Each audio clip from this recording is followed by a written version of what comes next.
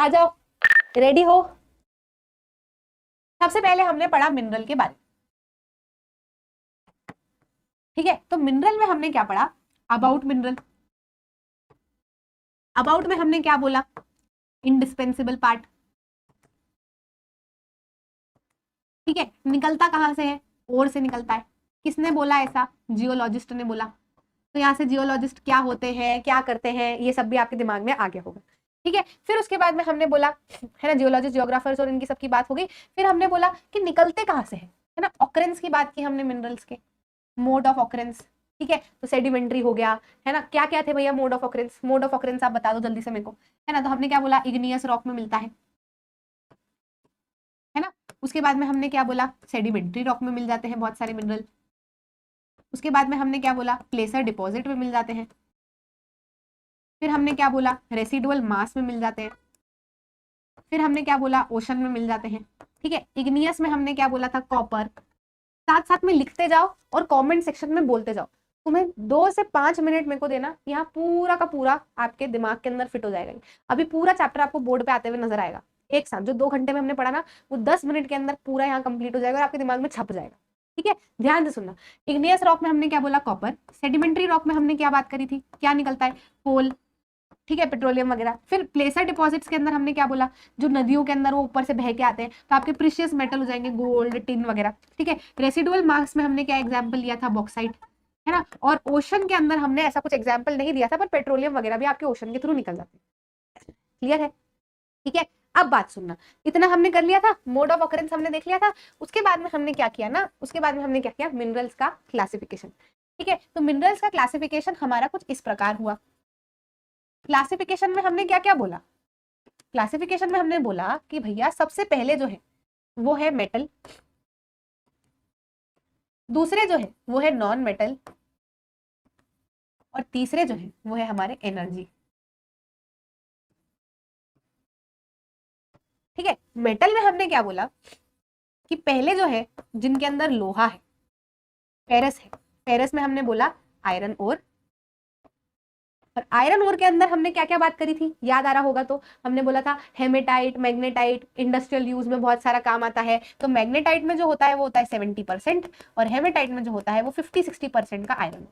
फिर हमने बात की थी इसके अंदर मैग्नीज की। तो मैग्नीज के अंदर हमने क्या बोला था कि भैया स्टील को बनाने का काम आता है, स्टील फॉर्मेशन या फिर फेरोमैग्नेटिक अलॉय बनाने के काम आता है। साथ ही साथ में ये हमको हेल्प करता है, किसके अंदर हेल्प क्या करता है, 10 किलोग्राम ऑफ मैग्नीज की जरूरत पड़ती है 1 टन स्टील बनाने के लिए, ठीक है। तो ये हमारा फेरस मिनरल हो गया, है ना। फिर हमने किसकी बात की थी, इसी के अंदर हमने बात की थी नॉन फेरस की, है ना। तो नॉन फेरस में हमने क्या बोला था, नॉन फेरस में हमें मिला था एक तो कॉपर, जो कि हमने क्या बोला था, तार वगैरह बनाने के काम आ जाता है, रिजर्व बहुत कम है इंडिया के अंदर, है ना। यही बात की थी हमने, इलेक्ट्रिकल इंडस्ट्री वगैरह के अंदर ले लेते हैं। फिर हमने क्या बोला था, बॉक्साइट, ठीक है। तो बॉक्साइट के अंदर हमने क्या बोला, बॉक्साइट क्या बनाने के काम आता है, एल्यूमिनियम। 4 से 6 टन का बॉक्साइट से 2 टन का एल्यूमिना निकलता है, उससे एक एल्यूमिनियम निकलता है, रेडिश ब्राउन कलर का ये बॉक्साइट हमें देखने को मिल जाता है। कैसे बनता है तो ये ध्यान होगा, रेसिडुअल डिपॉजिट्स के यहाँ से बन जाते हैं बॉक्साइट। क्लियर हुआ, ठीक है। फिर हमने बात की थी नॉन मेटल्स की। तो नॉन मेटल्स में हमने क्या पढ़ा, एक तो माइका। तो इसमें हमने ना इसकी बहुत सारी प्रॉपर्टीज बोल दी थी, डाई इलेक्ट्रिक स्ट्रेंथ है, लो पावर लॉस फैक्टर है ना, इलेक्ट्रिक इंडस्ट्री में इसलिए काम आता है, हाई वोल्टेज रेजिस्टेंस है इसका, है ना। बढ़िया से हम इसको यूज करते हैं। लिख दूं क्या मैं यहाँ पे, डाई इलेक्ट्रिक स्ट्रेंथ, है ना, हाई वोल्टेज रेजिस्टेंस, ठीक है, लो पावर लॉस फैक्टर, है ना। ये सब हमने किसके बारे में बात की, माइका। थिन शीट, एक को उठाओगे तो 1000 थिन शीट इसके अंदर से निकल जाएगी, ठीक। फिर उसमें उसके बाद में हमने क्या बोला था, हाँ, या इसको 1 और 2 में हमने बात की थी लाइमस्टोन की। लाइमस्टोन के अंदर हमने क्या बोला था, कैल्शियम और मैग्नीशियम के कार्बोनेट्स जो होते हैं, है ना। और सीमेंट इंडस्ट्री के अंदर बहुत इंपॉर्टेंट है भैया। Done, done. Metal non metal आपके सामने खत्म हुए। अब बात करते हैं हम एनर्जी रिसोर्सेज की, ठीक है। एनर्जी रिसोर्सेज जो है वो हमारे कुछ इस प्रकार है, पहले है कन्वेंशनल और दूसरे हैं नॉन कन्वेंशनल। कन्वेंशनल में हमने पढ़ा कोल, पेट्रोलियम, नेचुरल गैस,